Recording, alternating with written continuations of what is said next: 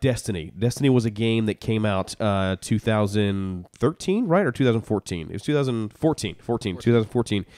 Everybody played it. Everybody had it. Activision, Bungie, of course, came together. The first game after Halo, which Halo was just revered as one of the greatest gaming franchises of all time. After the exodus of Bungie from Microsoft. Right, exactly. And so they went with Activision. We all bought it. We all played it. We were hyped out of our minds to play this game. All right, the budget spent on this game for advertisement was out of this world. The budget spent on just the game was out of this world. Now, 2016, totally different story. Of course, people get older and they move on from games, right? You don't play. Of course, I don't play Halo 3 anymore because I don't play it anymore. But if you're like, hey, I want to play Halo 3 with you, I'd put it in and be like, oh, yeah, let's play some Halo 3 because I have fond memories, whatever. Destiny, different story. Not only are people now not playing Destiny, they hate Destiny. And they've turned on Bungie and they've turned on Activision, and they're like, you know what?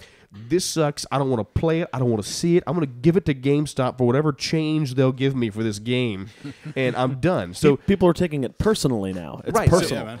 So I want to go around the table and talk about why is that? What happened that we had a game that we were literally so into, and now I'm looking on my shelf right now. I don't want to play that game. It's a joke now. Like, let's go play Destiny. No, we don't want to play Destiny. So what happened?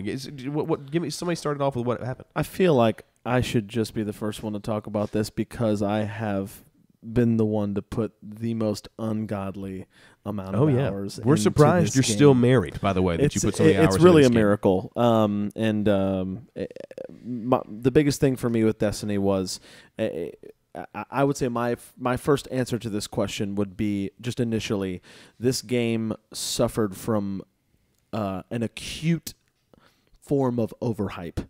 Okay. This game was so overhyped that it was honestly, I remember watching Vidocs and early release footage and watching like leaked gameplay. I remember seeing concept art for the game and literally being so moved by the ideas and the concepts that the game developers were coming at you with. You know, this is an open world sci-fi game where you and your friends can literally have, you know, unlimited opportunity, unlimited customization. They were saying all the right things, and I got so hyped for this game, and there was just going to be this great narrative, and there were just a few key things that they didn't deliver on. And so even though I put literally over 1,000 hours in this game, I ended up just kind of feeling empty at the end. Right. Yeah, I understand that. Okay. But we played it. We were into it. We did the Iron Banner. You were all about it.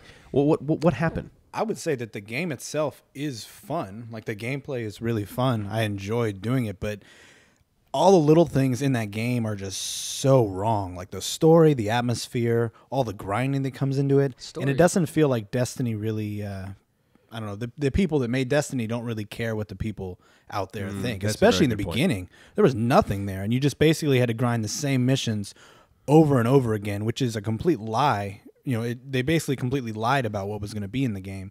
Right. And they're still adding stuff, but even now with the Taken King and everything, it still feels kind of disappointing based on what they said was going to be there. I gotta love how the April email came out like, oh, hey guys, come back to Destiny. April update's coming out. All of us had the same reaction of going, what? It's a picture of robots typing on a computer. Like, what? What is this?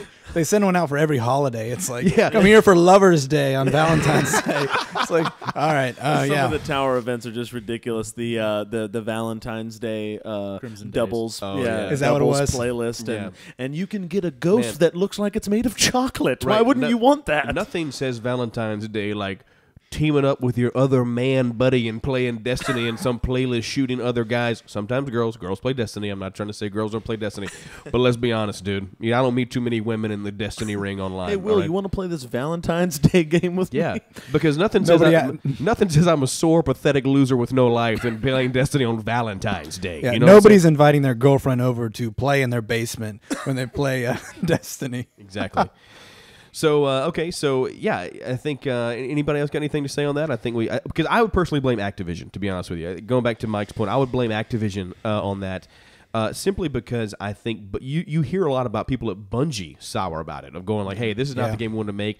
The lead writer leaves because he's like, hey, the story didn't turn out like we wanted it to and everything else. Literally because the people who made Call of Duty got their hands. I mean, they literally turned. Let's be honest. If Activision had been in charge of Bungie instead of Microsoft when Halo came out, you had a sci-fi Call of Duty. Destiny is a sci-fi Call of Duty with a little bit more customization in ways. I mean, I'm not. No, of course it's not Call of Duty. Totally. Narrative-wise, yes, very much narrative-wise, it's Call of Duty. Well, I think more than that, the publisher just rushed the game out almost. Like they didn't have enough, so everything soured after that. Yeah, I think that's a really good assessment, kind of on all fronts. It really was a multi-pronged failure on the part of everybody. I think it was a bad combination of Bungie's ability to hype, which is unbelievably good. Unbelievable. The Believe campaign for Halo 3 was the best marketing campaign by far for anything ever, in my opinion. Still got that classical music song in my iPod playlist that it comes up. I'm like, oh man, I can see that diorama that they're going over. Brings so me to good. tears. Yeah, brilliant. The diorama set, like I said, still one of my favorite things to listen to. And Bungie's ability to hype on the grassroots level, and Activision's desire to hype on a mass level, I think it was a toxic combination, even though it would sound like it would be good. Because I remember, I think it was the GDC panel in 2012. I was watching that, and that's when we didn't know anything about the game. We knew it was going to be a science fantasy shooter, and just them describing, not even showing, I think they showed one picture of each of the classes and races that were available. And you were hyped. And that was enough for me. I knew on a spiritual level, as soon as I saw the Exo and the Warlock. I remember getting the text about the space cowboy. I remember everyone was so excited about the hunter, the space cowboy. Yeah. So as soon as I saw that, I even had a, going in, I was like, probably gonna, be this kind of character in this kind of, race and whatever. And as soon as I saw the masterful, Bungie way of doing things, of just making you feel it on such a visceral level, I was instantly hooked, and for just years I was just waiting for this game and waiting for this story, because unlike many people, the thing that spoke to me most about Halo was the really, really deep, rich story. I've read almost all of the books now. Definitely sets it apart.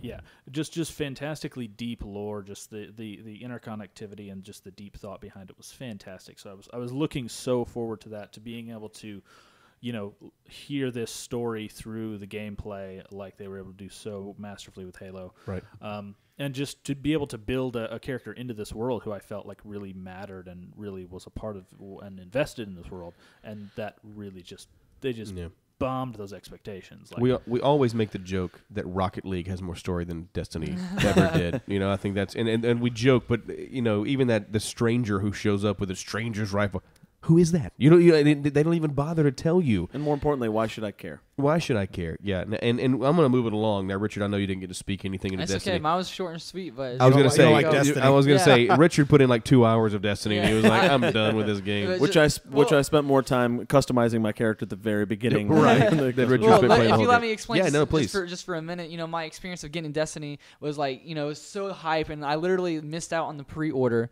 And when I missed out on the pre-order, I was so mad because all you guys pre-ordered it, and so I found it online for a little bit higher price, but I finally got it. But it doesn't matter, because by January I was done with the game. In less than 3 months, I was like, screw this game, I'm ready to move on. Just because of like you guys said, I didn't care about the story, and also I did not like grinding. That was just my thing. So yeah, that's not your style of game. No. So you're saying that you picked it up at a discounted price because you didn't get it with the rest bought of us. it Great. for no, I bought it for more, $20 more. You bought it for $20 Yeah, more? for the limited Yes, edition. you don't Limited remember the edition. story? Oh, that is true. He did buy Yeah. it for You $20 bought more. the Ghost Edition, correct? Not the Ghost Edition. Because he bought the Yeah, yeah. collector's, but he Right, bought that's it on. right. I bought the That's right. Taken King one, the edition that had everything for Oh, $60. yeah, exactly. Yeah. And Which we is- all have paid $124 Yeah, at this basically. point, and you got it for $60, man. And just to wrap this up on Destiny, I will say it seems a little bit oxymoronic for us to all talk about a game that we hate so much, that we've put so many hundreds of hours in. I have the will most say hours. I Like 3? I really do like the game. And guess Exactly. what? When the April update comes out, you better believe I'm going to play it. Oh, because exactly.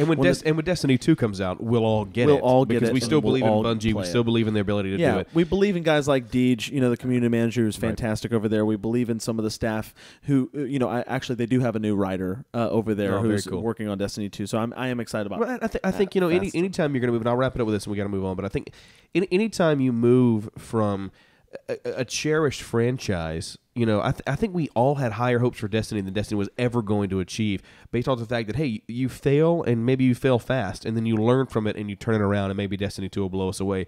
Because I'd be willing to bet that Halo changed the game because it was a launch title on the Xbox, and nobody had ever seen anything like it. There's not a lot we haven't seen now in video games.